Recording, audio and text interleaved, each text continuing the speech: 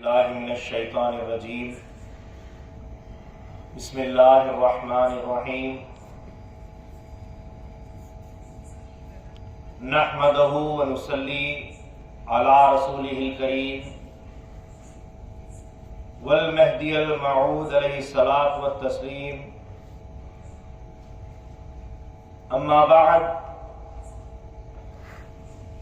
فقد قال اللہ تبارک و تعالی فی القرآن المجید والفرقان الحمید بسم اللہ الرحمن الرحیم واذکر اسم ربک وتبتل الیہ تبتیلا وقال النبی صلی اللہ علیہ وسلم علیک بالعزلۃ فإنها عبادۃ وقال میرا مہدی الموعود علیہ السلام عزلت عن الخلق فرزست وقال ایضا طالب خاشق غیر حق از دل برکند صدق اللہ العظیم وصدق رسولہ النبی الکریم وصدق المہدی الموعود علیہ الصلاۃ والتسلیم۔ ساری تعریف، ساری حمد و ثنا، ساری اچھائیاں، ساری بڑائیاں، ساری کبریائی اس پاک پروردگار کے لیے سزاوار ہے جو رب العالمین ہے، خالق دو جہاں ہے، مالک دو جہاں ہے، جو ایک ہے، جس کا کوئی شریک نہیں۔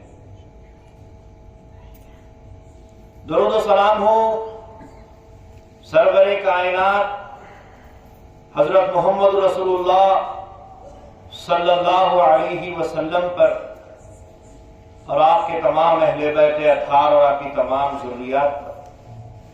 اسی طرح درود و سلام ہو امام الکائنات حضرت میرا سید محمد جون پوری مہدی موعود علیہ السلام پر اور آپ کے تمام اہل بیت اطہار اور آپ کی تمام ذریات پر۔ محترم المقام فقراء کرام، دانشوران قوم، بزرگان قوم مہدویہ، عفت مآب خواتین، پیارے بچوں، نوجوانان قوم مہدویہ، السلام علیکم ورحمۃ اللہ وبرکاتہ۔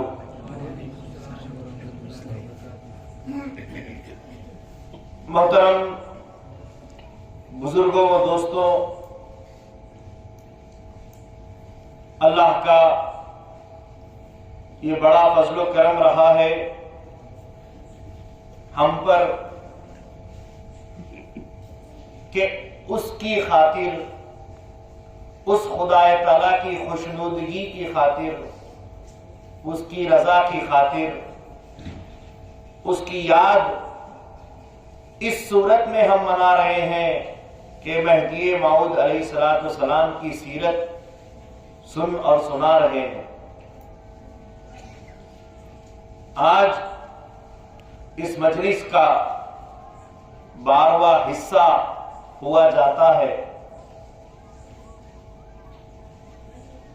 اس 12ویں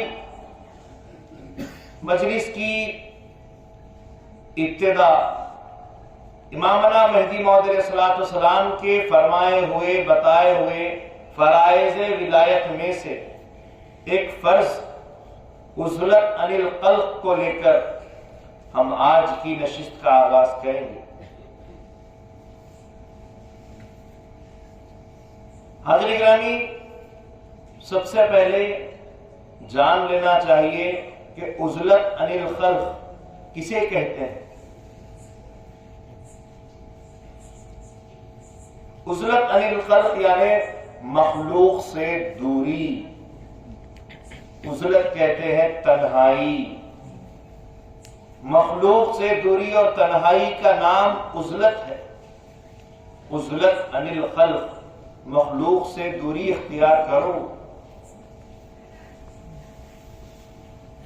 سورہ مزمل میں پیارے نبی صلی اللہ علیہ وسلم کے لیے حکم خدا مندی ہوا ہے کہ اے محمد صلی اللہ علیہ وسلم وَاذْكُرِ اسْمَ رَبِّكَ وَتَبَتَّلْ إِلَيْهِ تَبْتِيلًا، اے محمد صلی اللہ علیہ وسلم اپنے رب کو یاد کرو، اپنے رب کی عبادت کرو، اور دنیا و ما فیہا سے بچھڑ کر اللہ کو یاد کرو۔ دنیا و دنیا والوں کو چھوڑ کر یکسوئی کے ساتھ، تنہائی کے ساتھ اللہ کو یاد کرو، حکم ہے۔ اور رسول اللہ صلی اللہ علیہ وسلم رات کے اکثر حصوں میں اللہ تبارک و تعالیٰ کو ٹوٹ کر، گر گڑا کر ابدیت کے منازل کو طے کرتے ہوئے خدا کو پکارا کرتے تھے۔ عزلت، تنہائی، یہ رسول پاک صلی اللہ علیہ وسلم کی زندگی کا حصہ رہا۔ تہجد کی نماز کے بارے میں اگر کہا جائے تو تہجد کی نماز امت مسلمہ پر، جو مسلمان پابند شریعت ہیں، جو 5 وقتہ نماز کی پابندی کرتے ہیں، جن کی نمازیں کبھی قضا نہیں ہوتی، ایسے لوگوں کی پابندی کے بعد مرشدین اکرام کی اجازت سے ان کو تہجد پڑھنے کی اجازت ملتی ہے۔ لیکن اس کے باوجود امت مسلمہ کے لیے تہجد کی نماز سنت ہے، لیکن رسول پاک صلی اللہ علیہ وسلم پر یہ نماز فرض تھی۔ رسول اللہ صلی اللہ علیہ وسلم تنے تنہا رات کے بیچ کے حصے میں کھڑے ہو کر اللہ تعالیٰ کی عبادت کرتے تھے، تہجد کی نماز پڑھتے تھے جو ان پر فرض تھی۔ تنہائی میں لوگوں سے دوری اختیار کرنے کا حکم اللہ تعالیٰ نے رسول پاک صلی اللہ علیہ وسلم کو دیا ہے، اور اس حکم سے پہلے بھی، حضور کے نبوت کے اعلان سے پہلے بھی، اسلام کی ابتدا سے پہلے بھی رسول اللہ صلی اللہ علیہ وسلم 1 مہینہ، 2 مہینے، 3 مہینے غار حرا میں رہتے تھے اور اللہ تعالیٰ کا ذکر کرتے ہوئے، عبادت کرتے ہوئے مصروف رہتے تھے۔ ام المومنین بی بی خدیجہ الکبریٰ رضی اللہ تعالیٰ عنہا اکثر رسول اللہ صلی اللہ علیہ وسلم کے لیے توشے لے جا کر اس غار میں پہنچایا کرتی تھی۔ غار حرا جو جبل نور کے اوپری حصے کے اندر ایک غار بنا ہوا ہے، جو تقریباً 2500 فیٹ اونچا پہاڑ ہے، اس پہاڑ کے اندر جا کے رسول اللہ صلی اللہ علیہ وسلم ابتدائی اسلام سے پہلے، اسلام کی ابھی ابتدا، قرآن کی وحی ابھی نازل نہیں ہوتی، اس وقت سے اللہ تعالیٰ کی عبادت کرتے تھے، تنہائی میں رہتے تھے، پہاڑوں میں اللہ کا ذکر کرتے تھے۔ عزلت پہلے بھی رسول پاک صلی اللہ علیہ وسلم نے کی ہے۔ یہی عزلت امامنا مہدی موعود علیہ السلام نے جب رائے دلپت کے اوپر تلوار سے وار کیا، اس کا دل باہر نکل کر آیا اور اس پر نقش مورت اتری ہوئی تھی، اور اس کو دیکھا اور وہ مرتا ہوا شخص رائے دلپت اپنی زبان سے اپنے اس مورت کا نام جپ رہا تھا، اس معبود کا نام جپ رہا تھا۔ اللہ کے اس خلیفے نے دیکھا کہ جب باطل کی پرستش، باطل کی عبادت کا یہ اثر ہے کہ مرتے مرتے زبان پر اس کا نام ہے اور دل پر اس کی چھاپ ہے، تو حق کی عبادت کا عالم کیا نہیں ہوگا۔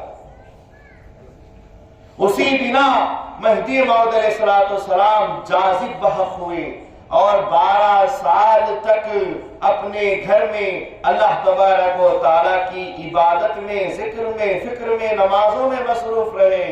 لوگوں سے، دنیا والوں سے، رشتہ داروں سے کسی سے تعلق اور ربط نہ رہا۔ 12 سال تک بس ہوش نماز کے لیے آتا، نماز پڑھتے اور پھر بدہوش جاذب بحق ہو کر بال بال الا اللہ ہو کر رہتے۔ اسی کو عزلت کہتے ہیں، مخلوق سے دوری۔ لوگوں سے دوری، صرف اور صرف اللہ کے لیے رہنا۔ رسول پاک صلی اللہ علیہ وسلم نے تو ارشاد فرمایا ہے، حدیث کے الفاظ ہے، قال علیک بالعزلۃ فإنها عبادہ، تم پر ضروری ہے کہ تم عزلت کو اختیار کرو۔ کیوں؟ کیونکہ یہ عبادت ہے۔ عزلت کیوں کرنی چاہیے؟ عزلت کے کیا فائدے ہوتے ہیں؟ آگے میں آپ کے سامنے بات رکھوں گا۔ حاضرین گرامی، حضور پاک، اللہ کا حکم ہے عزلت اختیار کرو، رسول پاک صلی اللہ علیہ وسلم کا بھی حکم ہے کہ عزلت کو اختیار کرو۔ اسی لیے تو مہدی موعود علیہ السلام نے فرمایا عزلت عن الخلق فرض است، کہ مخلوق سے دوری اختیار کرنا فرض ہے۔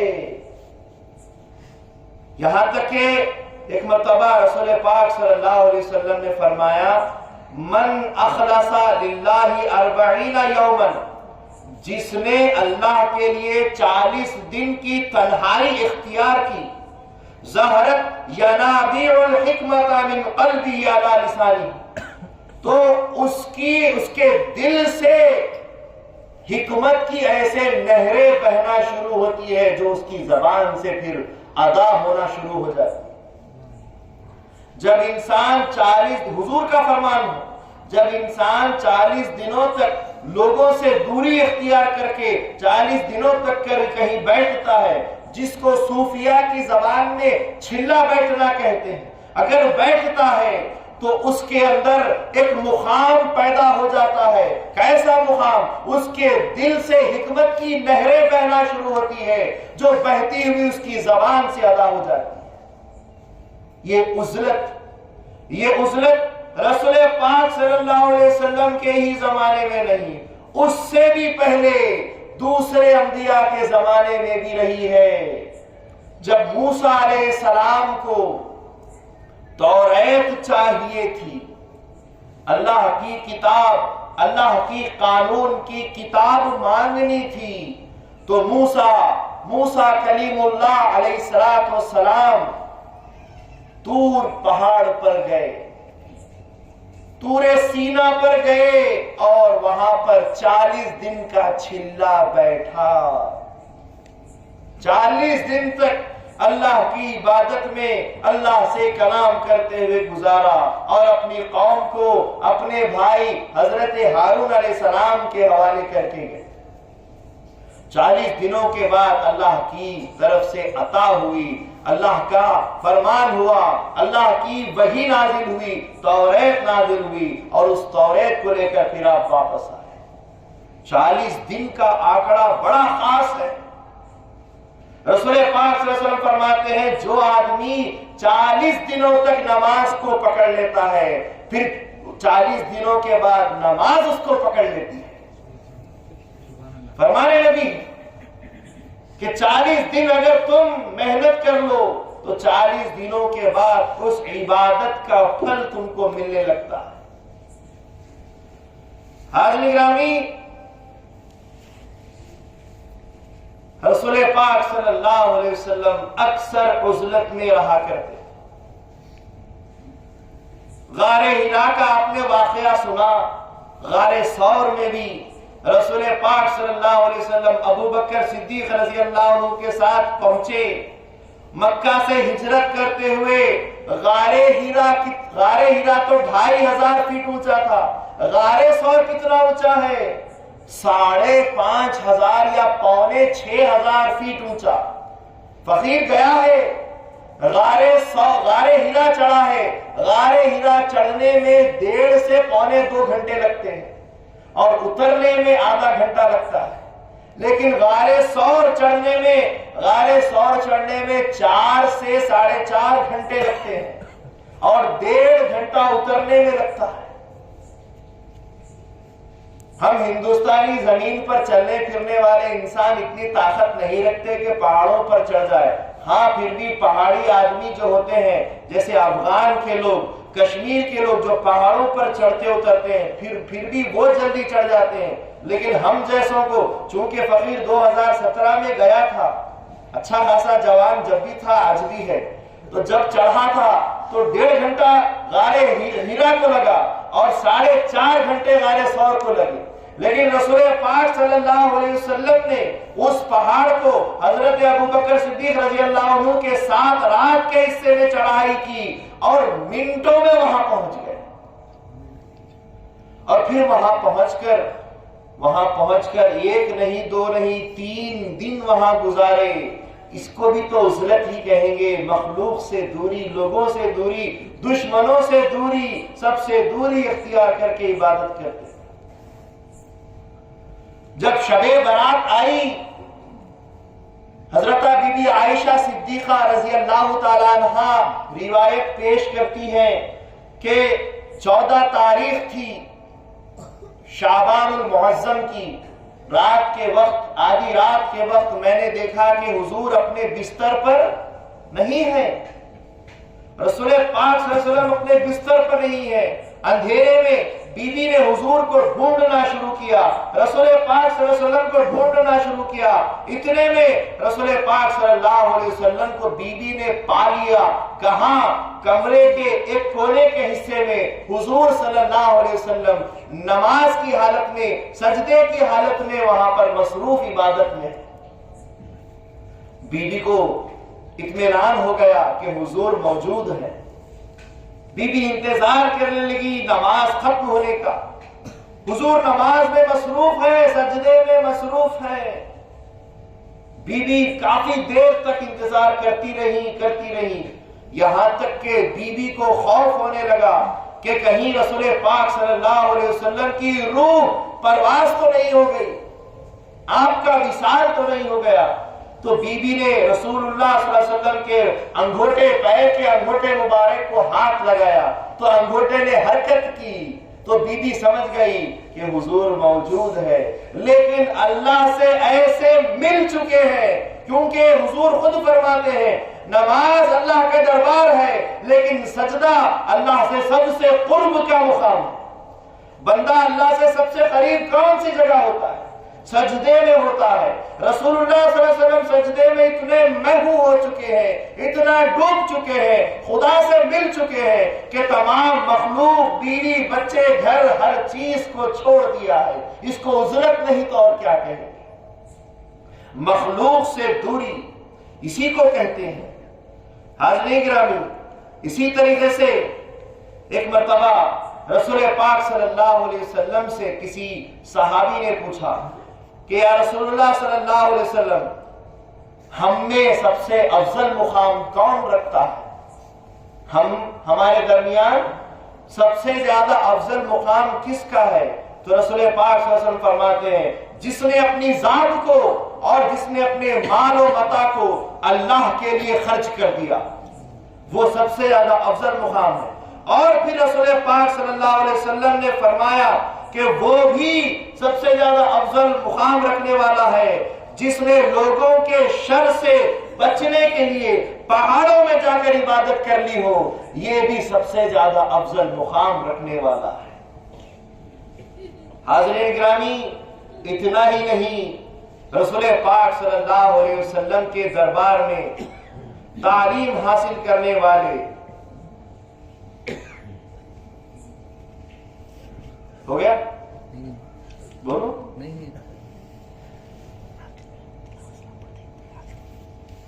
ہو گیا؟ تو رسول پاک سے کیا کہہ رہا تھا میں؟ بولو. سب کی توجہ ختم ہو گئی. ہاں، حضور صلی اللہ علیہ وسلم کا اپنا ہی معاملہ نہیں. حضور صلی اللہ علیہ وسلم نے مدینہ منورہ میں اپنے صحابہ میں تقریباً 1 نہیں 2 نہیں 100 نہیں 400 صحابہ کو ایک چبوترے پر بٹھا کے رکھ کے صرف اور صرف اللہ کی عبادت میں مصروف رکھا، جن کو اصحاب صفہ کہا جاتا ہے. جو مدینہ میں آج بھی وہ چبوترا موجود ہے جس کو اصحاب صفہ کہا جاتا ہے، اور اس پر عبادت کرنے کے ثواب کو بھی بتایا جاتا ہے کہ کس حد تک ایک نماز کے درجے بلند ہو جاتے ہیں. اس سے آگے پھر ریاض الجنہ کا مقام، پھر مدینہ منورہ کے اندر حضور کے جو سو مزار مبارک کا مقام ہے، پھر وہاں سے غسل و خراج، وہاں سے نکلنے کے راستے کا مقام ہے۔ بہرحال حضور صلی اللہ علیہ وسلم نے نہ صرف اپنے لیے بلکہ اپنے صحابہ کو بھی ان میں سے 400 صحابہ کو کم و بیش مقرر کیا تھا کہ عزلت عن الخلق میں وہ مصروف رہے۔ ان کا کام کمائی کرنا، باہر گھومنا، بازار جانا، جنگ لڑنا کچھ ان کا کام نہیں، صرف ان کا کام یہ ہے کہ علم حاصل کرو اور اللہ کی عبادت کرتے ہوئے بیٹھے رہو۔ یہ مقام ہے۔ حاضرین گرامی، حضور صلی اللہ علیہ وسلم نے ایک مرتبہ حدیث میں فرمایا کہ میں آخری وقت کے مسلمانوں کو جب دیکھتا ہوں، مجھے دکھائے جاتے ہیں آخری وقت کے مسلمان، تو مجھے خوف ہوتا ہے ان کو دیکھ کر۔ صحابہ رسول نے عرض کی رضوان اللہ علیہ مجمعین کہ یا رسول اللہ صلی اللہ علیہ وسلم کس بات کا خوف؟ حضور فرماتے ہیں میں اس بات سے نہیں ڈرتا، وہ داڑیاں رکھیں گے، عبادتیں کریں گے، لیکن میں اس بات سے ڈرتا ہوں کہ وہ ساری عبادت اللہ کے لیے نہیں ہوگی، وہ اپنے خود کے لیے عبادت کریں گے یا لوگوں کو دکھانے کے لیے، دکھاوے کے لیے عبادت کریں گے۔ اسی لوگوں کے دکھاوے سے دور ہونے کے لیے عزلت عن الخلق کا مقام بتایا گیا کہ لوگوں کو چھوڑو، دکھاووں کو چھوڑو، پبلک کو چھوڑو اور حجروں کو پکڑو، تنہائیوں میں رہو۔ اللہ تبارک و تعالیٰ تنہا ہے، اور تم جب تنہا ہوتے ہو، تنہا اللہ کرتا ہے خود اپنے تنہا خدا کے لیے، جب تنہا ہوتے ہو تو خدا تعالیٰ کو سچے دل سے یاد کرتے ہو۔ وہاں کوئی تمہارا امتحان لینے والا نہیں، وہاں کوئی تم کو دیکھنے والا نہیں، صرف تم ہوگے اور خدا ہو۔ اسی لیے تنہائی کی عبادت میں مزہ ہے، تنہائی کی عبادت میں وقار ہے۔ حاضرین گرامی، جو عبادت نظر آ جائے، مہدی موعود علیہ السلام بھی اس پر سے ارشاد فرماتے ہیں کہ جو عبادت نظر آ جائے وہ عبادت مردود ہے۔ موعود علیہ السلام کا بھی فرمان ہے۔ تو حضور صلی اللہ علیہ وسلم کیسا رہتے تھے، کیا زندگی تھی ان کی؟ شاعر کہتا ہے ادھر اللہ سے واصل، ادھر مخلوق میں شامل۔ حضور صلی اللہ علیہ وسلم کا مقام کیسا؟ کبھی اللہ سے ملے ہوئے رہتے ہیں، عبادتوں میں، تنہائیوں میں رہتے ہیں، کبھی مخلوق کے درمیان رہتے ہیں، مخلوق سے بات چیت ان کو تعلیم دیتے رہتے ہیں۔ شاعر کہتا ہے ادھر اللہ سے واصل، ادھر مخلوق میں شامل، خواص اس برزخ کبریٰ میں ہے حرف مشدد کا۔ کیا مطلب؟ محمد نام لکھو، لکھے میم ہا میم دال، تجدید کس پر آتی ہے؟ میم پر، بیچ والے میم پر آتی ہے۔ خواص اس برزخ کبریٰ میں ہے حرف مشدد کا۔ حضور صلی اللہ علیہ وسلم کا وہ میم ہا سے بھی ملا ہوا ہے جو اللہ کی حمد بیان کرتا ہے، اور دال سے بھی ملا ہوا ہے جو دنیا سے بھی ملا ہوا ہے۔ حضور صلی اللہ علیہ وسلم کا مقام کیسا ہے؟ اللہ سے بھی واصل ہے، مخلوق میں بھی شامل ہے، ادھر بھی عبادت جاری ہے اور ادھر عبادت کروانا بھی جاری ہے۔ تو انسان کو چاہیے، مسلمان کو چاہیے کہ وہ اللہ کی خالص ہر چیز کو چھوڑ کر، ٹوٹ کر عبادت کرے۔ اسی لیے تو مہدی موعود علیہ السلام نے ارشاد فرمایا طالب خاشق غیر خدا غیر حق از دل برکند، کہ طالب کو چاہیے، اللہ کے طالب کو چاہیے کہ اپنے دل سے غیر کا کچرا نکال ڈالے۔ غیر کا کچرا کب نکلے گا؟ جب تمام سے دور ہو جائے۔ حاضرین گرامی، حضور مہدی موعود علیہ السلام آگے ارشاد فرماتے ہیں من ترک للہ شیئا فہو مفلح، جس نے اللہ کے لیے کوئی چیز چھوڑ دی وہی کامیاب ہونے والا ہے۔ اللہ کے لیے سب کو چھوڑ کر تنہائی اختیار کرنا ہی عبادت ہے۔ در یاد خدا باشید تا باطن بخشائے، اللہ کی یاد میں ایسے لگ جاؤ تاکہ تمہارا باطن کھل جائے. اپنے باطن کو کھولنے کے لیے، اپنے باطن کو جھانکنے کے لیے، خود کو پہچاننے کے لیے تنہائی اختیار کی جاتی ہے.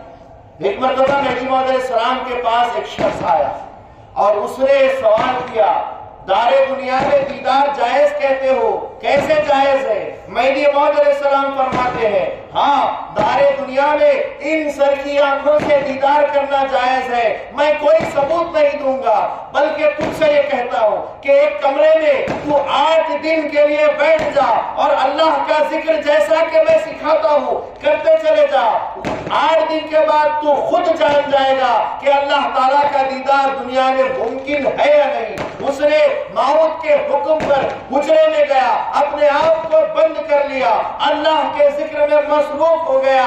8 دن بھی ابھی نہیں گزرے تھے، اس نے دروازہ کھولا اور کہا کہ دار دنیا میں اللہ کا دیدار ممکن ہے. مہدی موعود علیہ السلام نے فرمایا جو تنہائی میں یکسوئی میں اللہ کی عبادت کرتا ہے یقیناً اللہ اس کو مل ہی جاتا ہے. تنہائی وہ چیز ہے جو تم کو تنہا کرتی ہے اس تنہا خدا کے لیے. بندگی میں شیخ امی رضی اللہ عنہ فرماتے ہیں اگر لوگ تم کو چھوڑ دیتے ہیں، اگر لوگ تم کو دھتکار دیتے ہیں، تم کو ہکار دیتے ہیں، تو تم رو نہیں کہ لوگ مجھے بلاتے نہیں، لوگ اپنی دعوتوں میں مجھے شامل کرتے نہیں، اپنی بیٹھکوں میں بلاتے نہیں، بلکہ مجھے تنہا کر دیا ہے. بندگی میں فرماتے ہیں بلکہ تم خوشی مناؤ کہ تم کو خدا نے تنہا کیا ہے، خود خدا تنہا کے واسطے. تنہائی نعمت ہے، اکیلے رہنا نعمت ہے، اس کو زحمت نہ سمجھنا.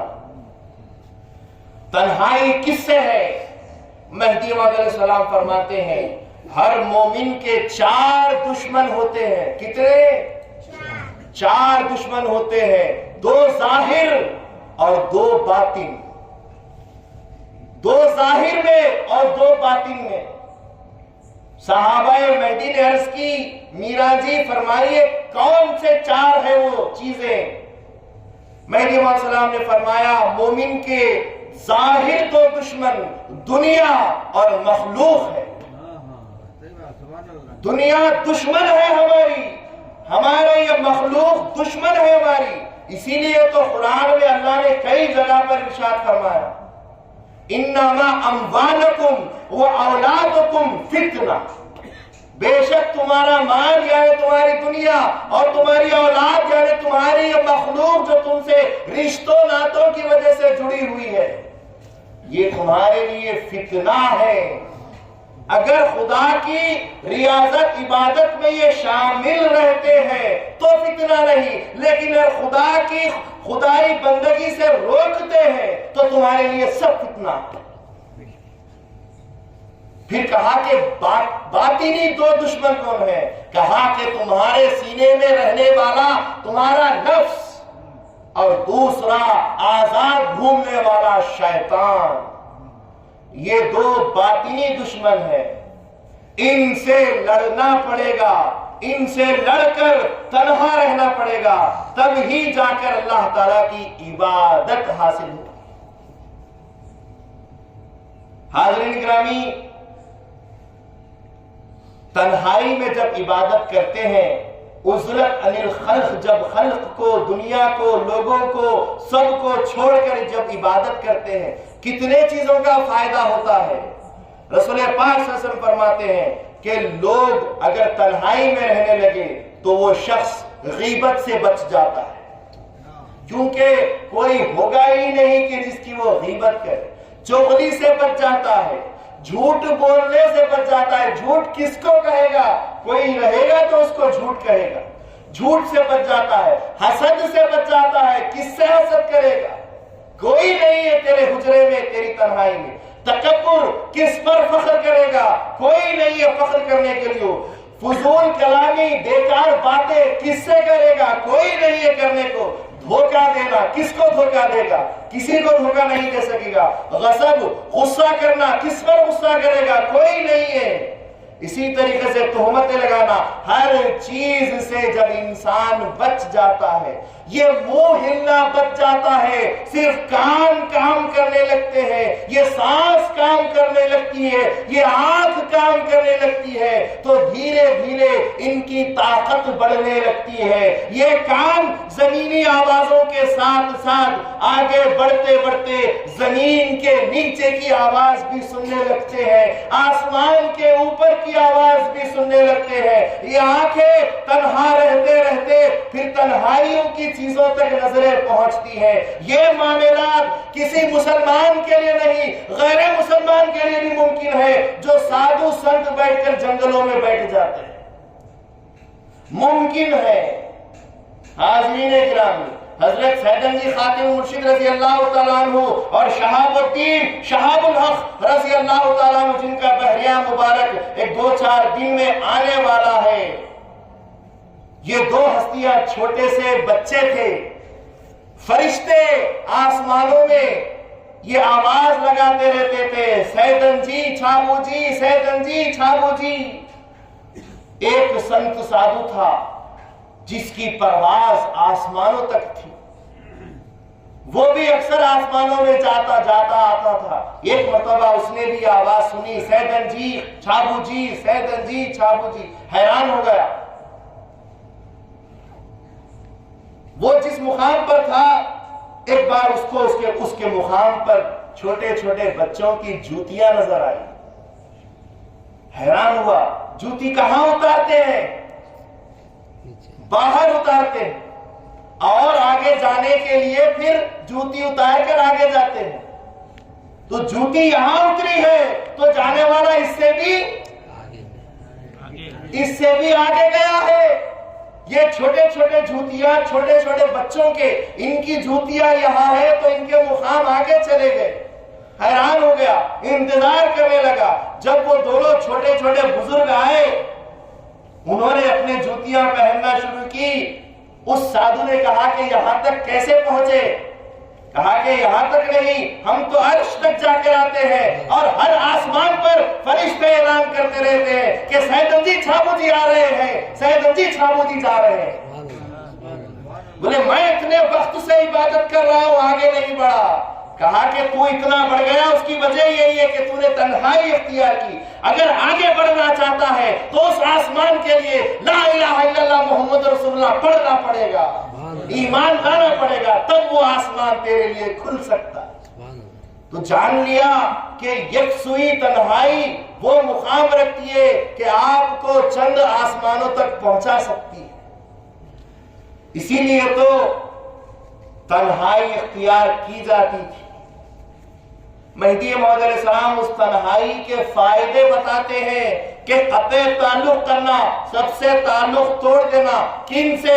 بدعتیوں سے تعلق توڑ دینا، مخالفین سے تعلق توڑ دینا، دنیا داروں سے تعلق توڑ دینا، اور اس کے بعد قید ختم ہو جانا، خلوت اختیار کرنا، خاموشی اختیار کرنا۔ یہ ساری چیزیں عشق کے حصول کے لیے ضروری ہے، تبھی جا کر وہ مقام حاصل ہوتا ہے۔ اور یہ مقام اولیاء اللہ نے بھی اختیار کیا۔ حضرت خواجہ معین الدین چشتی رحمت اللہ علیہ 40 دن تک تنہائی فاقوں میں گزارتے تھے، اور اس کے بعد ان کی منزل آگے بڑھتی تھی۔ غوث پاک حضرت شیخ عبد القادر جیلانی رحمت اللہ علیہ 22 سال تک جنگلوں میں رہے ہیں۔ 22 سال تک کسی انسان سے ملاقات نہیں کی، جنگلوں میں تنہائیوں میں آپ نے اپنی زندگی گزاری ہے، تب جا کر وہ قطب بنے ہیں، غوث اعظم بنے ہیں، ان کا مقام اتنا بلند ہوا ہے۔ تو حاضرین گرامی، یہ تنہائی ہے۔ تنہائی جب اختیار کرتے ہیں تو اللہ تبارک و تعالی منزلیں بڑھانا شروع کرتا ہے۔ لیکن پھر مہدی موعود علیہ السلام نے تنہائی کو اور خاص کر کے بتایا۔ ایک مرتبہ بندگی میاں سیدنا شاہ نظام دریائے وحدت آشام رضی اللہ تعالیٰ عنہ تنہا ہونا چاہتے تھے۔ اجازت لینے لگے، مینا جی مجھے اجازت دیجئے، میں جنگلوں کی طرف جانا چاہتا ہوں، تنہائیوں میں جانا چاہتا ہوں۔ مہدی موعود علیہ السلام نے پوچھا کہ بھائی نظام، تم تنہائی کو، عزلت عن الخلق کو کیا سمجھتے ہو؟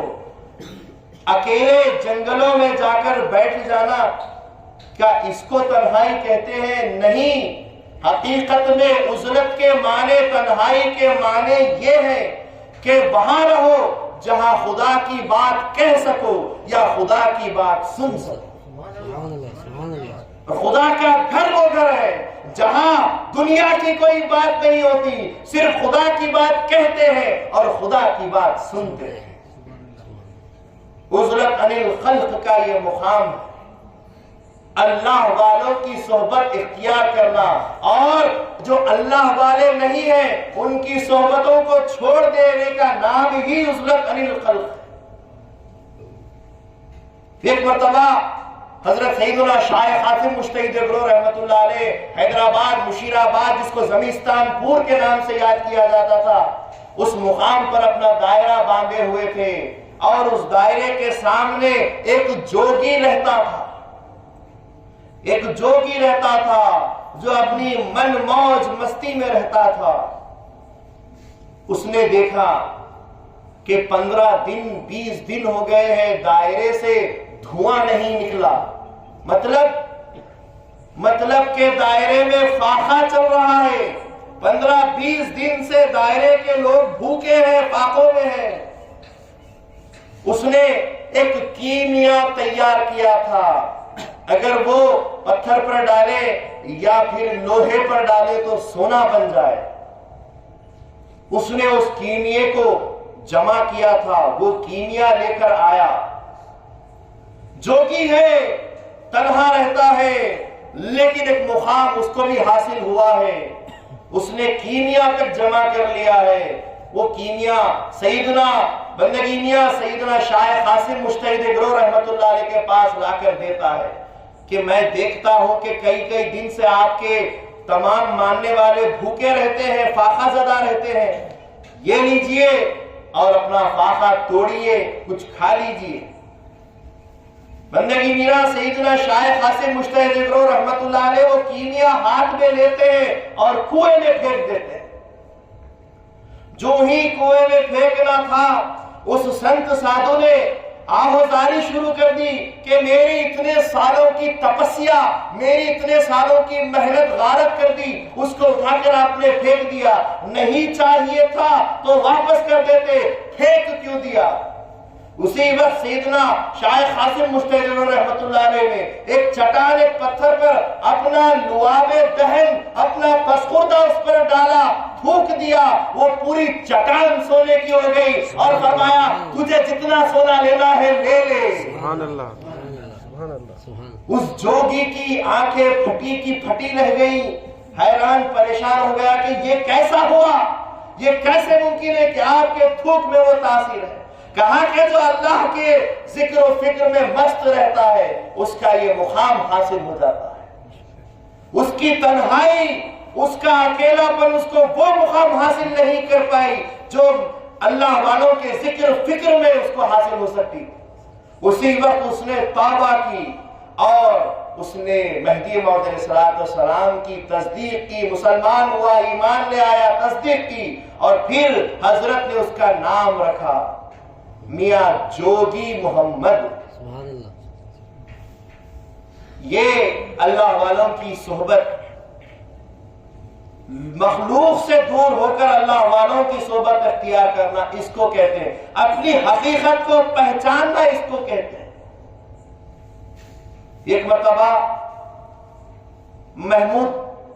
محمود غزنوی، جس کے پاس اس کا چہیتا غلام ایاز رہتا تھا، لوگوں نے، درباریوں نے دیکھا کہ ایاز جو غلام ہے، چہیتا غلام ہے، چپکے سے محل سے نکل کر ایک گھر میں جاتا ہے، اور اس گھر میں ایک کمرہ ہے، اس کمرے کو وہ تالا ڈال کے رکھتا ہے۔ ہر دن موقع سے اس گھر میں، اس کمرے میں جاتا ہے، تالا کھولتا ہے، وہاں پر ایک تابوت رکھا ہوا ہے، ایک بہت بڑا صندوق رکھا ہوا ہے، اور اس صندوق کو جا کر کھول کر روز اس کو دیکھا کرتا۔ درباری ہمیشہ اس کی ٹو میں لگے ہوئے رہتے ہیں، اس کے پیچھے لگے ہوئے رہتے ہیں. کیوں؟ کیونکہ جو اچھا انسان ہوتا ہے، زمانہ دیکھا ہے، اچھے انسانوں کے پیچھے اکثر برے انسان لگ ہی جاتے ہیں. تو ایاز کے پیچھے بھی سارے کے سارے درباری، دنیا دار، پیسہ، جن کی مطلب اور مقصد پیسہ ہے، انہوں نے دیکھا کہ اس کے پاس بھی خزانہ ہے. صرف صندوق کو دیکھا، خزانے کو نہیں دیکھا، اندازہ لگایا کہ اس کے پاس بھی خزانہ ہے. وہ روزانہ اپنی آنکھیں ٹھنڈا کرنے کے لیے خزانے کو دیکھنے جاتا ہے. آ کر بادشاہ سے کہا، اے محمود غزنوی، تیرا چہیتا غلام جو اللہ والا بنا پھرتا ہے، لیکن وہ تنہائیوں میں جا کر دنیا کی پرستش کرتا ہے. ہر دن ہم سب سے کٹ کر اس عزلت میں جاتا ہے، تنہائی میں جاتا ہے، اور اپنی حقیقی دنیا کو دیکھتے ہوئے اپنی آنکھیں سینکتا ہے. بادشاہ نے کہا، ایسا ہے؟ اگر واقعی ایسا ہے تو میں حکم دیتا ہوں کہ ابھی جاؤ اور اس خزانے کو جو سو تار تار کر دو، لوٹ لو اور میرے دربار میں پیش کرو. سارے درباری حکم سنتے ہی، ایاز موجود نہیں تھا، فوراً پہنچے اس گھر پر. پھر اس کمرے میں تالا لگا تھا، تالا توڑ دیا، اندر گئے، بڑا صندوق رکھا ہوا، اس پہ بھی تالا لگا ہوا. تالا توڑا اور صندوق کھولا تو کیا نکلا اس میں سے؟ پھٹے پرانے کپڑے اور ایک پھٹی ہوئی جوتی. پھٹے ہوئے کپڑے اور پھٹی ہوئی جوتی اس میں رکھی ہوئی ہے. لوگوں نے ایک دوسرے سے کہنا شروع کیا، یہ تو دکھاوا ہوگا ہمارے لیے. خزانہ زمین کے نیچے دبایا ہوا ہوگا. صندوق ہٹایا، زمین کھودنی شروع کی، خندق کھود دیا، لیکن کچھ نہیں ملا. پھر کہا کہ دیواروں میں رکھا ہوگا، دیواریں توڑ ڈالی، یہاں تک کہ پورا کمرہ توڑ دیا، وہ پورا گھر توڑ دیا، لیکن کوئی بھی مال و متاع زیور نہیں نکلا. شرمندہ ہوئے، اپنے آپ پر پچھتانے لگے.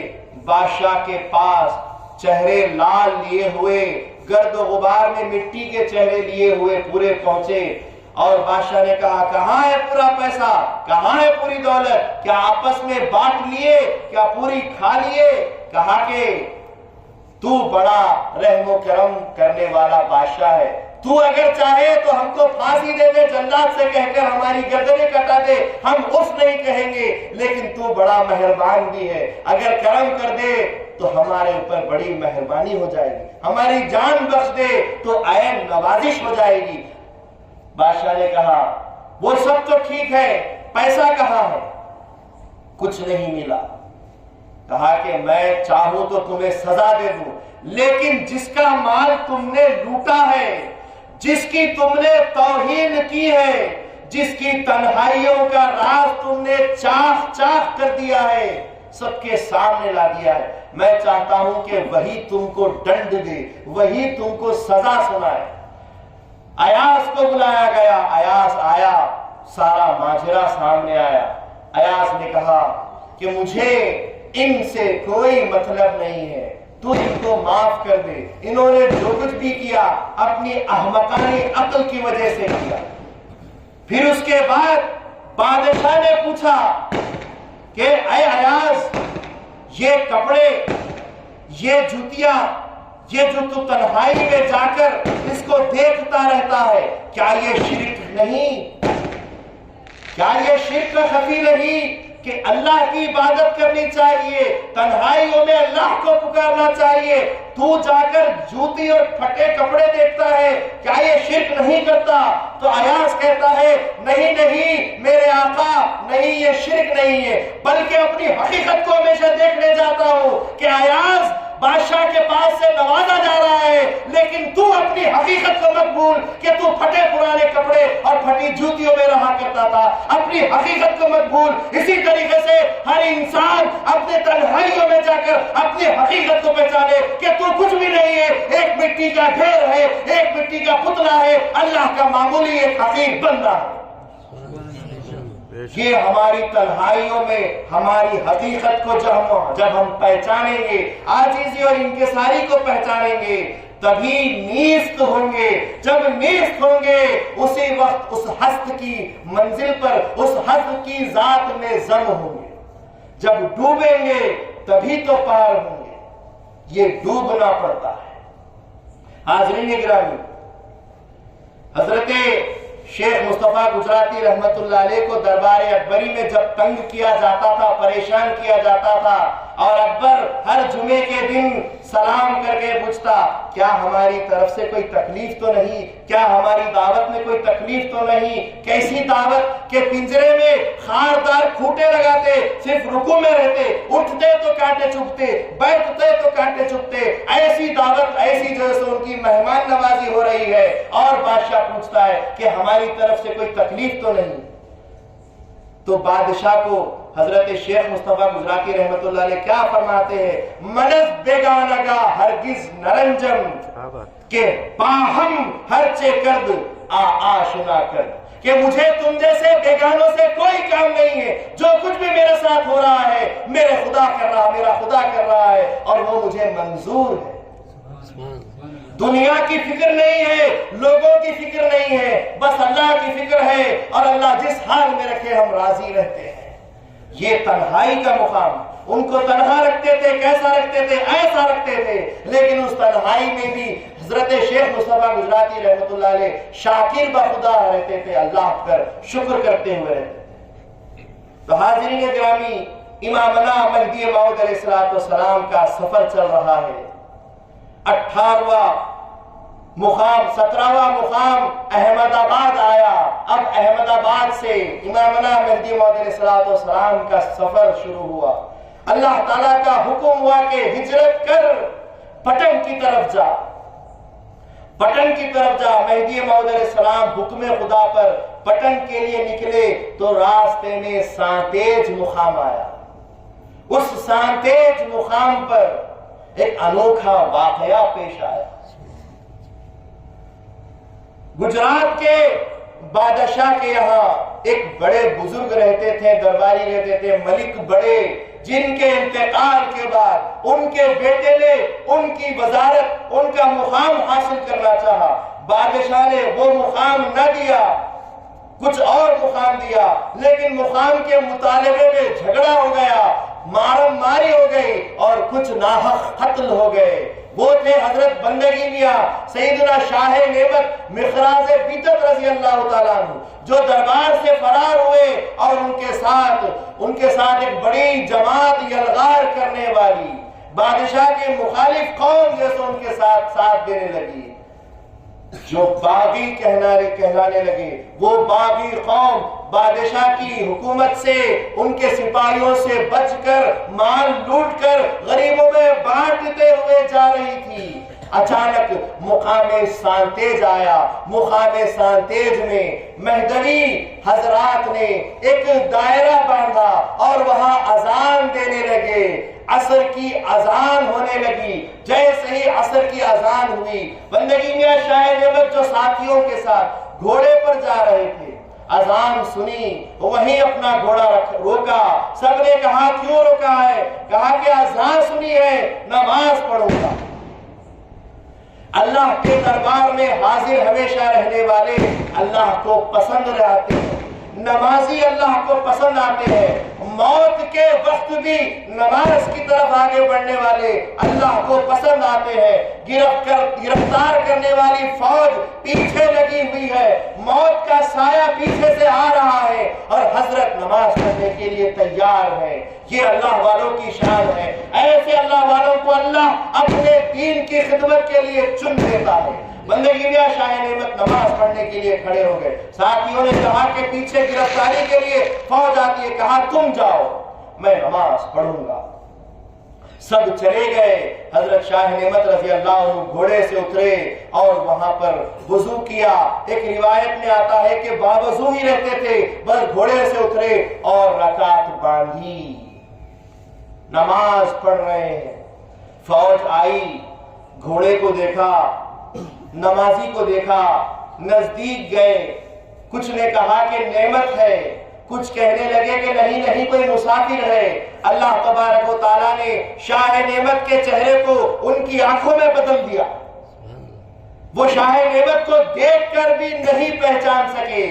جیسا کہ مہدی موعود علیہ السلام فرماتے ہیں خدا تو ہمیشہ دکھتا ہے لوگ پہچانتے نہیں. خدا نہیں، ناممکن نہیں ہے خدا کا دکھنا. خدا دیکھ کر بھی پہچاننے والا چاہیے کہ خدا کو دیکھا.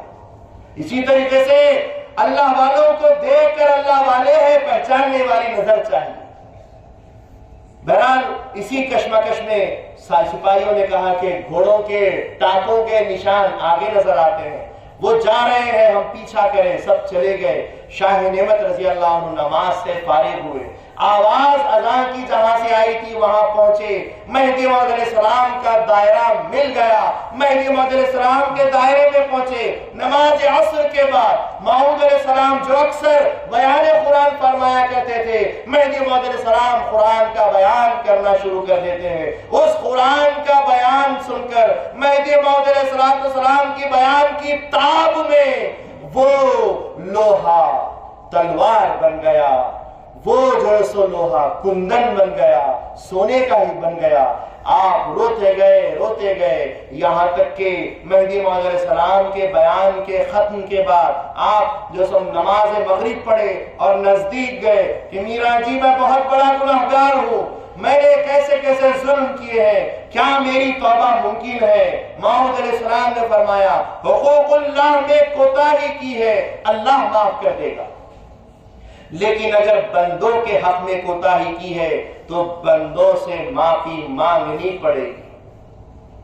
ابھی دنیا کے لیے عہدے کے لیے لڑ رہے تھے، غریبوں کے مسیحا بنے ہوئے تھے، لیکن اس ساری دولت کو، سارے عہدوں کو، ساری دنیا کو، ساری مخلوق کو، ساتھیوں کو، باغیوں کو، سب کو صرف مہدی موعود علیہ السلام کے بیان اور ایک نظر کی وجہ سے چھوڑ دیا. اسی کو تو عزلت عن الخلق کہتے ہیں، مخلوق سے دوری. سب کو چھوڑ دیا، مہدی کے پاس آ گئے. مہدی نے فرمایا علیہ السلام لوگوں سے معافی مانگنی پڑے گی، لوگوں کے حق ادا کرنے پڑے گے. نکلے شاہ نعمت رضی اللہ عنہ سب کا حق واپس کرنے. جن سے مال لوٹا تھا سب کو واپس کرنا شروع کر دیا، یہاں تک کہ ایک چیز باقی رہ گئی تھی. عبداللہ حبشی کے ناحق طور پر بیٹے کو جو قتل کر دیا تھا، اس قتل کے بدلے کے لیے عبداللہ حبشی کے گھر پہنچے، دستک دی. عبداللہ حبشی دیکھتا ہے تو سامنے شاہ نعمت کھڑے، بیٹے کا قاتل کھڑا ہے. حیران پریشان دروازہ بند کر دیا، چھت پر چلے گئے، آواز دی کیوں آئے ہو، کیا کام ہے؟ تو شاہ نعمت رضی اللہ تعالیٰ عنہ کے ہاتھ میں تلوار، اور کہنے لگے کہ میں نے تیرے بیٹے کا ناحق قتل کیا ہے، تجھ پر قصاص واجب ہے، تجھ پر بدلہ لینا واجب ہے، اگر چاہتا ہے بدلہ لینا لے لے، تلوار حاضر ہے اور گردن جھکی ہے. یہ الفاظ، یہ عاجزی، یہ نمرتا، یہ مٹی پن اپنی حقیقت کو بالکل مٹی بنا چکے ہیں. یہ کیسی کیفیت ہو گئی؟ فوراً نیچے اتر کر عبداللہ حبشی آئے، دروازہ کھولا اور دروازہ کھول کر پوچھا اے نعمت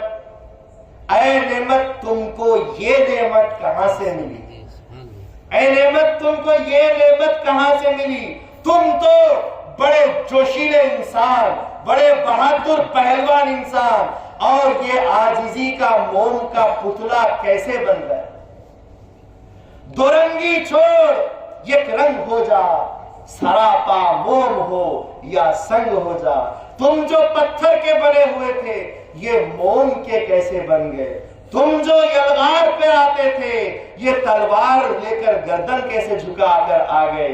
کہا کہ میں نے سید محمد جیون پوری مہدی موعود علیہ السلام کی صحبت حاصل کر لی ہے. ان کی نظر کرم کی وجہ یہ ہوئی کہ میرے اندر تبدیلی آ گئی، میرے اندر سارے بدلاؤ آ گئے، اور میں اب اپنی زندگی یا تو قصاص پر ختم کر دینا چاہتا ہوں یا بچ جائے تو اللہ کے لیے اور مہدی کے حوالے کر دینا چاہتا ہوں. کہا کہ اسی وقت معافی ملے گی جب مجھ کو بھی اس ہستی کے پاس لے کر جاؤ. کہا کہ چلو دیری کس بات کی, معاف کیا اور ان کو اپنے ساتھ لے کر چلے گئے. اور اس کے بعد شاہ نعمت رضی اللہ تعالیٰ عنہ ہمیشہ کے لیے مہدی موعود علیہ السلام کے ساتھ جڑ جاتا. وہاں سے پھر مہدی موعود علیہ السلام پٹن کی طرف سفر کرتے ہوئے آگے بڑھتے ہیں اور ایک مقام سعود پر آ کے رکتے ہیں. مقام سعود ایک ایسا مقام تھا جہاں مہدی موعود علیہ السلام نے اپنا پڑاؤ کچھ دیر کے لیے, کچھ دن کے لیے ڈالا. لیکن وہاں پر بھی مہدی کا تو کام ہی یہی تھا کہ بیان قرآن کرتے جائے. بیان قرآن مہدی موعود علیہ السلام فرماتے گئے تو ایک مخدوم زادہ, ایک امیر زادہ مہدی موعود علیہ السلام کا جب بیان سنا تو اس بیان میں ڈوب گیا. اس بیان میں ایسے ڈوبا کہ ہر چیز کو بھول گیا اور مہدی موعود علیہ السلام کے ساتھ پیچھے پیچھے چلا گیا. مہدی موعود علیہ السلام مقام سعود سے جب نکل کر آگے پٹن کی طرف جانے لگے, یہ جوان لڑکا بھی پیچھے پیچھے چلا گیا. یہ امیر زادہ تھا, مخدوم زادہ تھا. باپ کو خبر ملی کہ میرے بچے کو کسی نے بہلا پھسلا کر اپنے ساتھ لے لیا ہے, کوئی جادوگر سیاح آیا ہے جس نے میرے بچے کو اپنی طرف جو متوجہ کر کے مسخر کر کے لے کر چلا گیا ہے. پتا نہیں کون تھا, معلومات کی کہ وہ فلاں راستے پر وہ قافلہ گیا ہے.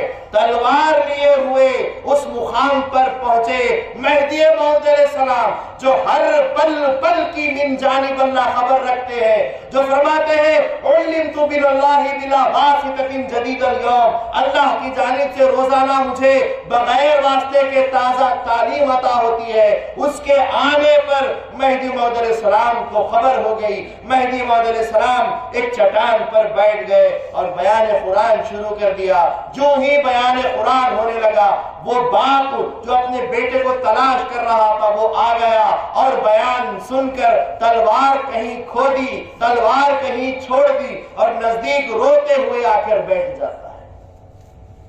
روتے چلا جاتا ہے, روتے چلا جاتا ہے. اور بیٹا اپنے باپ کو دیکھ لیتا ہے کہ باپ مجھے مہدی کی صحبت سے واپس لے جانے کے لیے آ گیا ہے, لیکن میں اس مہدی کو چھوڑنا نہیں چاہتا, اس صحبت صادق کو چھوڑنا نہیں چاہتا.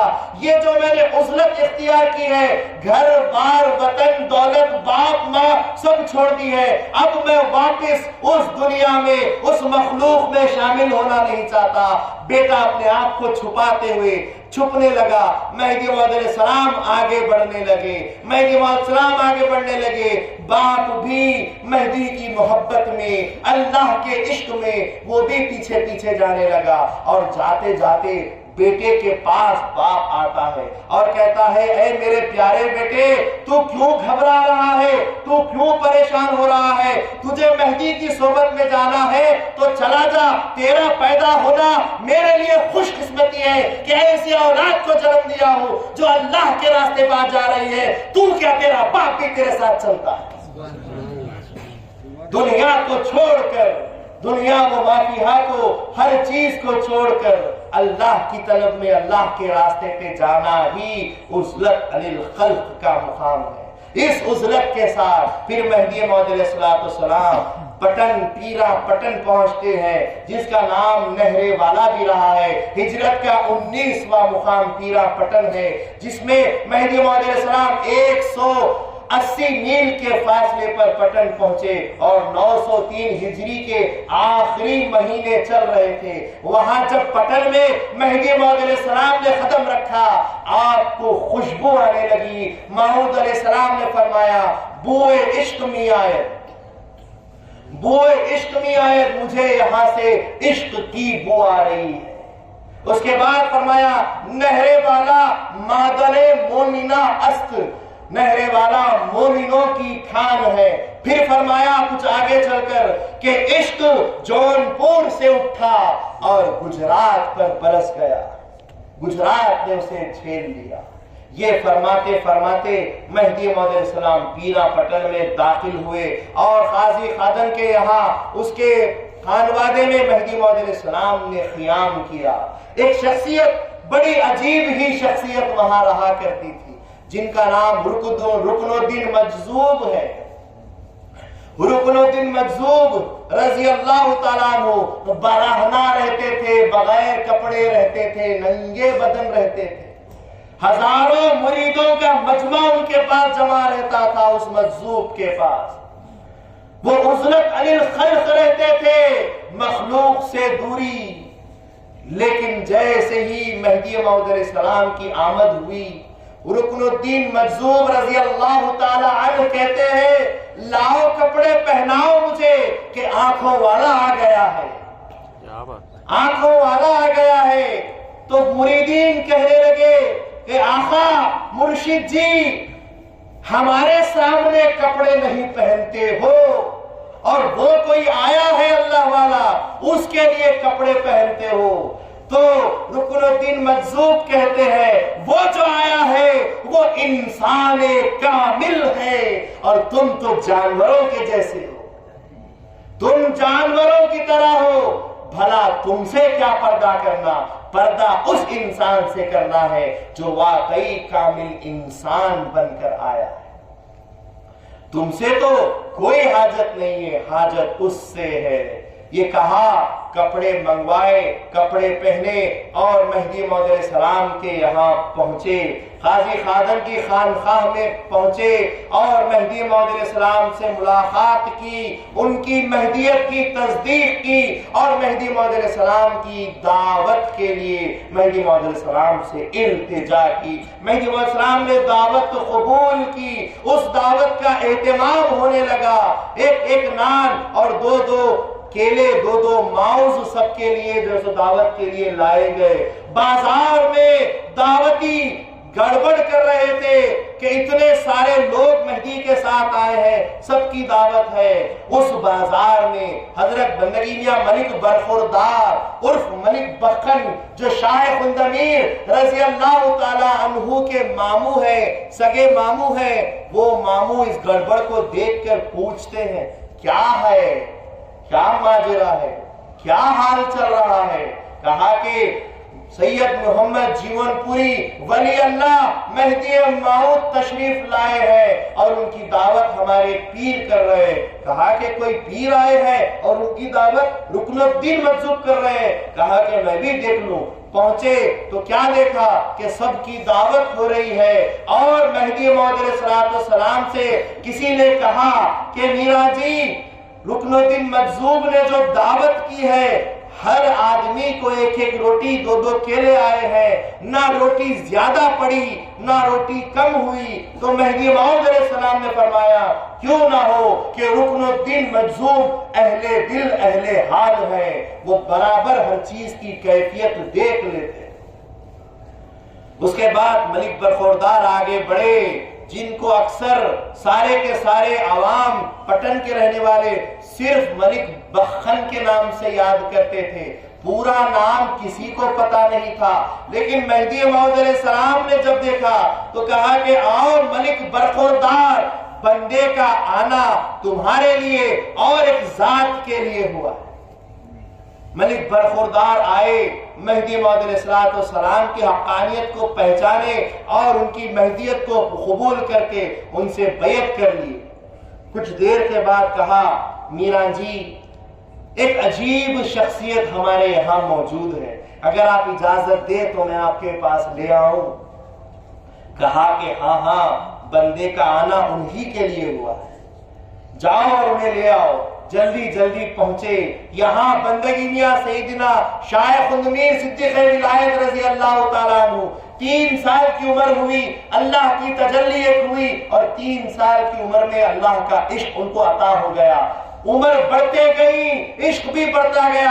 6 سال کی عمر ہوئی، لوگ کہتے کہ بڑے ہو کر اپنے والد کا مقام میاں سید موسیٰ کا مقام حاصل کرنا، وہ کہتے ہم نے اپنے خدا کو دیکھا ہے، ہم نوکری بھی اپنے خدا کی کریں گے، ہم مخلوق کی نوکری نہیں کریں گے۔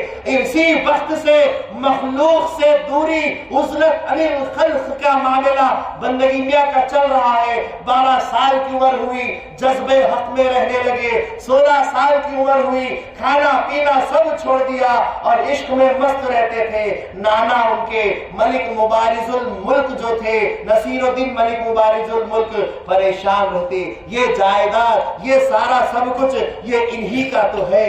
ایک ہے ان کے بھائی میاں سید عطا اللہ عطن، ایک ہے سید خندمیر، انہی کے تو جائیداد ہے۔ اگر یہ ایسی حال میں رہیں گے، یہ جائیداد، یہ پٹن، یہ والی پٹن کو کیا کریں گے؟ اسی لیے ان کی فکر ہوتی تھی دنیا کی طرف لگانے کی کوشش کرتے لیکن لگتے نہیں۔ پھر سوچے کسی مرشد کا مرید بنا دیا جائے تو ہو جائے۔ ایک پیر کے پاس لے جایا گیا، اس پیر نے دنیا کی دعوت دی اور کہا کہ ہم آپ کو بادشاہ کے پاس پوچھ کر بڑا عہدہ دے دیں گے، تو نکل کر آ گئے۔ کہا کہ یہ تو کتا ہے، میں اس کے پاس ہرگز نہ جاؤں گا۔ اس کے بعد کہا کہ کسی اور پیر کے پاس لے جاؤ۔ میاں ملک بخن کسی اور پیر کے پاس لے گئے۔ اس پیر کو کیا دیکھا؟ اس پیر کو دیکھا کہ وہ مرد قبر کے اوپر ہاتھ رکھ کر کہتے ہیں کہ اس کے مرید ہو جاؤ۔ بندگی میاں نے کہا مرشد کو تو زندہ حاضر اور ناظر ہونا چاہیے، مرید کے مسائل کو حل کرنا چاہیے، قبر سے یہ معاملات ممکن نہیں۔ اس لیے اس چیز کو چھوڑ دیا اور وہ حضرت سرکھیج کا جو سو روزہ مبارک ہے جہاں پر ان کو مرید کرانے کے لیے لے جایا گیا۔ اس کے بعد پھر شیخ الاسلام ان کے پاس لے جایا گیا جن کا بادشاہ بھی مرید تھا، تو ان کے پاس لے جایا گیا۔ انہوں نے کہا کہ ہم آپ کے نانا سے پوچھ کر آپ کو مرید کریں گے، کیونکہ نہرے والا تو سب سرکھیج کے مرید ہیں، سرکھیج والے پیر کے مرید ہیں، اور اب یہاں لائے ہو پوچھ کے مرید کروں گا۔ کہا کہ نہیں چاہیے، یہ پوچھ کر مرید کرتا ہے، مرید پوچھ کر کرتا ہے، لگتا ہے کہ قیامت میں بھی میرے نانا کو پوچھ کر بخشش کروائے گا، ایسا مرید مجھے نہیں بننا ہے۔ پھر مرشد کی کیفیت بیان کرنے لگے۔ مرشد وہ ہے جس کو فرشتے اگر مرید کو گھسیٹتے ہوئے جہنم پر لے جائیں تو اس وقت مرشد اللہ کی مدد سے کہے کہ فرشتوں چھوڑ دو، یہ میرا مرید ہے، تو فرشتے اس کو چھوڑ دیں۔ مرشد کا مقام یہ ہوتا ہے۔ بہرحال اس جذبے میں آپ اکثر رہا کرتے تھے اور اکثر مجذوب ہو جایا کرتے تھے، جذبے میں رہا کرتے تھے، اور ایسے جذبے حق میں رہنے والی شخصیت کے پاس جب ملک بخر رضی اللہ عنہ آ کر کہتے ہیں کہ تمہاری مراد پوری ہو گئی، وہ شخصیت آ گئی ہے جن کا تم انتظار کر رہے ہو، چلو ان کو لیا اور مہدی موعود علیہ السلام کے پاس پہنچے۔ عصر کی نماز کا وقت تھا، جیسے ہی بندگی میاں دائرے میں آئے، اللہ تعالیٰ کا حکم ہوا مہدی موعود علیہ السلام کو کہ ہمارا بندہ، ہمارا طالب، ہمارا عاشق آ رہا ہے، اس کا استقبال کرو۔ مہدی موعود علیہ السلام دائرے سے باہر نکل کر بندگی میاں کا استقبال کرتے ہیں اور فرماتے ہیں آؤ بھائی سید خندمیر کہ تمہارا آنا مبارک ہو، تم ہم ایک ہو، حقیقی بھائی۔ یہ کہا اور ان کو بلایا اور مہدی موعود علیہ السلام سے نظر ملی۔ بندگی میاں شاہ خندمیر رضی اللہ تعالیٰ عنہ کو اللہ کا دیدار ہو گیا، نظر سے نظر ملی، دیدار ہو گیا۔ نماز عصر ہوئی، نماز مغرب ہوئی، نماز عشاء ہوئی، بندگی میاں کا سر مبارک اللہ کے دربار میں قبول ہو گیا۔ بغیر سر کے اس جسم نے 3 نمازیں پڑھ لی اور 3 نمازوں کے ختم کے وقت، عشاء کی نماز کے وقت اللہ تعالیٰ نے سر واپس دیا۔ بندگی میاں نے کہا کہ اے باری تعالیٰ، یہ سر تو قبول ہو گیا ہے، واپس کیوں دیا جا رہا ہے؟ اللہ تعالیٰ نے فرمایا یہ جو تحفہ ہم نے قبول کیا اس کو ہم نے امانت کی طور پر تمہارے کھاندوں پر رکھا ہے، وقت آئے گا تو 100 سروں کے ساتھ اس کو ہم قبول کریں گے۔ تو 100 سروں کا معاملہ ہوا، وہ سر واپس رکھ دیا گیا۔ عشاء کی نماز ہوئی، مہدی موعود علیہ السلام نے سلام پھیرنے کے لیے کھڑے ہوئے تو کہا کہ بھائی سید خندمیر اپنی کیفیت کا اظہار کرو، تم پر جو گزری ہے بیان کرو۔ کہا کہ آقا سے کوئی چیز چھپی ہوئی نہیں، کہا کہ معلوم ہے لیکن بتاؤ کہ سب جان جائے کہ تمہارا مقام کیا ہے۔ اس وقت بندگی میاں نے فرمایا کہ پھوٹ پڑے بندے کی آنکھیں، جس نے درمیان میں مہدی کو دیکھا ہو، بندے نے اپنے خدا کو دیکھا ہے۔ یہ معاملات ہوئے اور پھر نانا کو ان کے پتا چلا، ملک مبارز الملک کو پتا چلا، نانا سیدھا بادشاہ کے پاس پہنچے کہ میرے پیارے نواسے کو یہ پوری طریقے سے اپنا لیے ہے اور اب ایسا وہ میرا پیارا نواسا ان کا عاشق ہو گیا ہے، ان کا گرویدہ دیوانہ ہو گیا ہے کہ شاید ان کے ساتھ چلا جائے۔ اس خوف سے انہوں نے پھر اپنے اس پیارے نواسے کو گھر میں بند کر دیا اور بادشاہ کے پاس سے اخراج نامہ مہدی موعود علیہ السلام کو پٹن سے نکالنے کے لیے اخراج نامہ لینے کے لیے چلے گئے۔ یہاں مہدی موعود علیہ السلام بیان قرآن کرتے جاتے ہیں، یہاں پر کہ عالم بھی مہدی موعود علیہ السلام کو مانتے چلے جاتے ہیں، لیکن ایک عالم بڑا خطرناک تھا جس کا نام ملا معین الدین تھا۔ سن رہے ہیں آپ؟ ملا معین الدین تھا۔ وہ ملا معین الدین مہدی موعود علیہ السلام کی مہدیت کو نہیں ماننے والا اور اپنے شاگردوں کو سوالات لکھ کر بھجوانے والا، وہ ملا معین الدین مہدی موعود علیہ السلام کی تحقیق نہیں کرتا اور ان کا انکار کرتے جاتا ہے، شاگردوں کو سوالات دے کر جاتا ہے۔ مہدی موعود علیہ السلام دیکھتے ہیں، نظر گھماتے ہیں، فیض کی نظر جو اس فقیر کے دائرے میں بھی مہدی موعود علیہ السلام کا خاصہ فیض کا خاصہ چلتا ہے کہ ہر سلام پھیرنے سے پہلے نظر فیض کی گھمائی جاتی ہے۔ مہدی موعود علیہ السلام بیان قرآن سے پہلے نظر پھیرتے، دیکھ لیتے کہ کون کون آیا ہے۔ دیکھ لیا کہ ملا معین الدین کے شاگرد سوالات لے کر آئے ہیں، سوالات پوچھنے بھی نہیں دیے۔ مہدی موعود علیہ السلام نے سورہ فاتحہ کا بیان کیا اور اس بیان میں ان کے سوالات کے جواب دے دیے۔ دوسری بار ملا معین الدین نے پھر سوالات دے کر بھیجے، شاگرد پھر آئے، مہدی موعود علیہ السلام سورہ بقرہ پر بیان کر رہے تھے۔ 3 دن تک مسلسل سورہ بقرہ کا بیان جاری رہا اور ہر بیان میں شاگرد آتے سوال لے کر اور اسی بیان میں جواب دے کر واپس بھیج دے۔ پوچھنے کی حاجت نہیں، پوچھنے بھی نہیں دیتے۔ دلوں کا، کاغذوں کا، لکھے ہوئے کا، بند پنوں کا حال مہدی موعود علیہ السلام جاننے والے۔ شاگرد بار بار آ کے ملا معین الدین سے کہتے ہم پریشان ہو گئے ہیں کہ وہ سچے مہدی ہیں جو کہتے ہیں سچ کہتے ہیں اور ہر سوال کا پوچھنے سے پہلے جواب دیتے ہیں۔ کہا کہ نہیں، ابھی اور کچھ سوالات باقی ہیں۔ بہرحال ایک مرتبہ ملا معین الدین اپنے گھر میں بیٹھا تھا، مہدی موعود علیہ السلام جا رہے تھے، لوگوں نے بتایا یہ گھر ملا معین الدین کا ہے۔ مہدی موعود علیہ السلام نے کہا یہی وہ ملا معین الدین ہے، اسی کو جو سب سوالات پڑھ رہے تھے یہی سوالات بھیجتا تھا۔ دستک دی تو اندر سے باندی نکل کر آئی، کہا کہ کہاں ہے ملا معین الدین، بلاؤ اس کو۔ تو باندی اندر گئی، ملا معین الدین جمعے کی نماز کی تیاری کر رہا تھا۔ اس باندی نے کہا، نوکرانی نے کہا کہ سید محمد جون پوری جو اپنے آپ کو مہدی موعود کہتے ہیں دروازے پر کھڑے ہیں، آپ کو بلاتے ہیں، بتائیے کیا جواب دوں۔ تو ملا معین الدین ایک دیوار پر چڑھ کر بیٹھ جاتا ہے اور کہتا ہے ان سے کہہ دو کہ میں کسی سواری پر سوار ہوں، کہیں جا رہا ہوں، سفر میں ہوں، کہہ دو۔ تو وہ باندی آ کر مہدی موعود علیہ السلام سے کہتی ہے کہ ملا معین الدین تو کسی سواری پر سوار ہے۔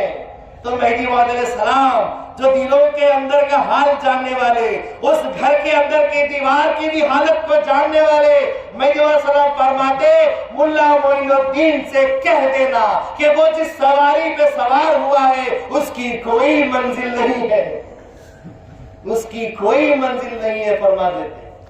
وہ باندی ہکی پکی ہو کے رہ جاتی اور خاموشی سے اندر چلے جاتی۔ مہدی موعود علیہ السلام پھر چلے جاتے۔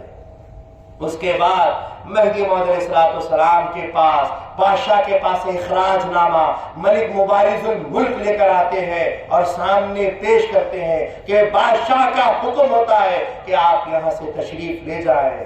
مہدی موعود علیہ السلام اخراج کی بات کو خوشی سے تسلیم کرتے ہیں کہ بندے کا آنا تو کامیاب ہو گیا اور حکم خدا بھی ہو رہا ہے۔ اے ملک مبارز الملک، تم نے بہت جلدی کر دی، حکم خدا ہو چکا ہے اخراج کے لیے، یہاں سے ہجرت کے لیے۔ تم یہاں پر اخراج نامہ لا کر کیوں اپنے ماتھے کے اوپر یہ کلنک لگائے ہو اخراج کا؟ بندہ خود جا رہا تھا، تم نے یہ دے کر اپنے ماتھے کیوں یہ مٹکی اخراج کی پھوڑی؟ کہا کہ ٹھیک ہے، اور مہدی موعود السلام گئے اور بڑھنی کا مقام، ہجرت کا 20واں مقام بڑھنی مقام میں پھر مہدی موعود علیہ السلام وہاں رہے اور وہاں پر قرآن کا بیان کرنے لگے۔ ملا معین الدین کے شاگرد وہاں بھی پیچھا نہیں چھوڑے، ملا معین الدین کے شاگرد وہاں آئے، 14 سوالات لے کر آئے اور سوالات کرنے کے لیے بے چینی کر رہے تھے۔ اس بار مہدی موعود علیہ السلام نے ان کو خالی جانے نہیں دیا۔ مہدی موعود علیہ السلام نے فرمایا، اے ملا معین الدین کے شاگردوں، اٹھ جاؤ، کھڑے ہو جاؤ، سوالات لے کر آتے ہو، پوچھو کیا پوچھنا ہے، بندہ ہر سوال کا جواب دے گا۔ ملا معین الدین کے شاگرد کھڑے ہوئے اور کہا کہ ہم کچھ سوالات آپ کے سامنے رکھتے ہیں۔ پہلا سوال یہ ہے کہ آپ خود کو مہدی کہتے ہو کس بنا پر؟ مہدی موعود السلام فرماتے ہیں، بندہ اپنی بنا پر نہیں، اللہ کے حکم سے اپنے آپ کو مہدی کہتا ہے۔ دوسرا سوال پوچھا گیا کہ احادیث میں مہدی کے والد کا نام تو عبداللہ ہے اور آپ کے والد کا نام سید خاں ہے، تو مہدی موعود السلام جلال میں آگے، اللہ ہی سے پوچھ لو کہ سید خاں کے بیٹے کو مہدی کیوں بنایا، اللہ ہی سے پوچھ لو۔ خاموش ہو گئے۔ پھر تیسرا سوال کیا، سب مہدی موعود علیہ السلام جب آئیں گے تو سب ایمان لائیں گے؟ مہدی موعود السلام نے جواب دیا، جو ایمان والے ہوں گے وہی ایمان لائیں گے، جو ایمان والے نہیں ہوں گے وہ ایمان نہیں لائیں گے۔ پھر سوال کیا، آپ ولایت کو افضل کہتے ہو، نبوت سے افضل کہتے ہو؟ کہا کہ بندہ نہیں کہتا، رسول اللہ فرماتے ہیں الولایت افضل من النبوہ، ولایت نبوت سے افضل ہوتی ہے۔ پھر سوال کیا گیا کہ ایمان نہ بڑھتا ہے نہ گھٹتا ہے، ایمان کا مقام بڑا اونچا ہے۔ تو حضرت مہدی موعود علیہ السلام فرماتے ہیں نہیں، ایسا نہیں ہے، سن لو کلام اللہ میں، قرآن میں اللہ کیا فرماتا ہے، انما المؤمنون الذین اذا ذکر اللہ وجلت قلوبهم واذا تلیت علیہم آیاتہ زادتهم ایمانا۔ مومن وہ ہوتے ہیں جب اللہ کا نام لیا جاتا ہے تو ان کے دل وجد میں آ جاتے ہیں، اور جب قرآن کی تلاوت کی جاتی ہے تو ان کا ایمان بڑھنے لگتا ہے۔ موعود علیہ السلام فرماتے ہیں کہ قرآن میں جب ایمان بڑھتا ہے تو جب گناہ کرتے ہیں تو ایمان گھٹتا بھی ہے۔ اور تم جو امام ابو حنیفہ کی بات کرتے ہو، امام ابو حنیفہ کا وہ مقام ہے کہ ان کا ایمان اس مقام پر آ گیا تھا، نہ وہ کم ہوتا تھا نہ وہ زیادہ ہوتا تھا۔ انہوں نے اپنے ایمان کی خبر دی ہے، تمہارے ایمانوں کی خبر نہیں دی۔ اس کے بعد سوال کیا، آپ کسب کو حرام فرماتے ہیں، یہ کیسے؟ میں نے فرمایا بندہ کسب کو نہیں، مومن کے لیے کسب کرنا جائز ہے، مومن بنو تو کسب حلال ہے، تم مومن نہیں بنو گے تو تمہارے لیے کسب حلال نہیں ہے۔ اس کے بعد کہا کہ آپ تحصیل علم سے منع کرتے ہیں۔ میں نے فرمایا کہ ہر چیز جو خدا کے ذکر سے منع کرے، رکاوٹ بنے، میں نے اس کو منع کیا ہے۔ اگر تم علم حاصل کرتے ہو خدا کے ذکر کو چھوڑ کے تو وہ علم حاصل کرنا بھی منع ہے۔ اس کے بعد کہا کہ دار دنیا میں دیدار کیسے ممکن ہے؟ میں نے فرمایا من کان فی ہذہ اعمی فہو فی الآخرۃ اعمی، جو اس دنیا میں اندھا ہوگا وہ آخرت میں بھی اندھا اٹھایا جائے گا۔ اس کے بعد کہتے ہیں آپ رحمت کی امید کی باتیں، امید کی آیاتیں نہیں کہتے، تو کہا کہ رسول اللہ صلی اللہ علیہ وسلم نے فرمایا کہ عدو کا من ضعیف کا وہ اخو کا من وہ کیا کہتے ہیں کہ اخو کا من حضر کا وہ عدو کا من ضعیف کا، تمہارا دوست وہ ہے جو تم کو ڈرا کر بات کرتا ہے، اور تمہارا دشمن جو ہوتا ہے وہ تم کو ہنسا کر بات کرتا ہے۔ تو یہ جو بندہ ہمیشہ رحمت کی آیتیں نہیں بلکہ خوف کی آیتیں تم کو سناتا ہے، یہ تمہارے دوست ہونے کا نتیجہ ہے۔ اور پھر کہا کہ ہمارے لوگ ہمارے مرشدوں کو چھوڑ کر آپ کے پیچھے جاتے ہیں، کیا یہ بے ادبی نہیں؟ کیا یہ حماقت نہیں؟ تو کہا کہ جب لڑکے سے شادی کی جاتی ہے، لڑکا اگر نامرد ہو تو شادی توڑ دی جاتی ہے اور پھر کسی مرد کے ساتھ شادی کی جاتی ہے۔ اسی طریقے سے ایک ولی ناقص ہے اور ایک ولی کامل آ جائے تو ولی ناقص کو چھوڑ دیا جائے گا اور ولی کامل کی طرف چلا جائے گا۔ یہ مقام ہے، اسی وجہ سے تمہارے مریدین سب یہاں پر آ رہے ہیں۔ یہ سارے سوالات کے جوابات دیے تو سارے سرخم تسلیم ہو گئے، اور اس کے بعد پھر مہدی موعود علیہ السلام نے اپنے جو ہے سو کرنی کے جھاڑ کے نیچے واز بیان شروع کیا، اور ایسے وقت میں شاہ خنوی رضی اللہ تعالیٰ عنہ جو اپنے گھر میں قید تھے جوش میں آ گئے تھے، تو ملک بخر نے ان کو کمرے سے آزاد کرایا اور ان کو وہاں سے بھجوایا۔ بندگی میاں شاہ خنوی رضی اللہ تعالیٰ مہدی کی بو سونگتے ہوئے بڑھلی کے مقام پر آ گئے، اور مہدی موعود علیہ السلام نے وہاں اپنی مہدیت کا تیسرا دعویٰ موکرہ فرمایا جو 905 ہجری تھی۔ مہدی موعود علیہ السلام نے فرمایا کہ جس نے اس ذات کا انکار کیا وہ کافر ہے، اور جس نے اس ذات کے اوپر ایمان لایا وہ مومن ہے۔ انا المہدی الموعود من آمن فہو مومن ومن انکر بذاتی فقد کفر۔ میں مہدی موعود ہوں، جس نے میری ذات پر ایمان لایا وہ مومن ہے، اور جس نے اس ذات کا انکار کیا وہ کافر ہے۔ اور سب سے پہلے بندگی میں شاہ خنوی رضی اللہ تعالیٰ عنہ آپ پہنچے، اور انہوں نے آمنا و صدقنا سب سے پہلے کہا، اور اس کے ساتھ سب نے آمنا و صدقنا کہا۔ اس پہ سے مہدی موعود علیہ السلام نے شاہ خنوی رضی اللہ تعالیٰ عنہ کو صدیق ولایت کا مقام دیا۔ تو یہ بڑھلی مقام کا معاملہ آیا۔ اب اس کے بعد مہدی موعود علیہ السلام نے بادشاہوں کو خطوط لکھنا شروع کیے، سب کو خطوط بھیجے کہ میں مہدی اپنی مہدیت کی دعوت سب میں پیش کر رہا ہوں، اگر میں جھوٹا ہوں تو مجھے آؤ قتل کر دو، مجھے روکو، ورنہ پھر میری مہدیت کو تسلیم کرو۔ اس طریقے سے 4 مہینے 14 مہینے وہاں رہے، اور 4 مہینے ان خطوط کو بھیجتے رہے اور انتظار کرے، لیکن علماء سوء اور سلاطین کوئی جواب نہ دے پائے، سب اپنی اپنی جگہ خاموش رہے۔ اور اس کے بعد مہدی موعود علیہ السلام پھر اس مقام سے مقام جالور کی طرف نکلتے ہیں جو ہجرت کا 21واں مقام۔ انشاءاللہ العزیز کل اس مقام ہجرت جالور جو 21واں مقام ہے وہاں سے کل ہم بیان کریں گے۔ اللہ تعالیٰ سے دعا ہے کہ اللہ تعالیٰ بولنے سننے سے زیادہ ہم کو عمل کی توفیق عطا فرمائے۔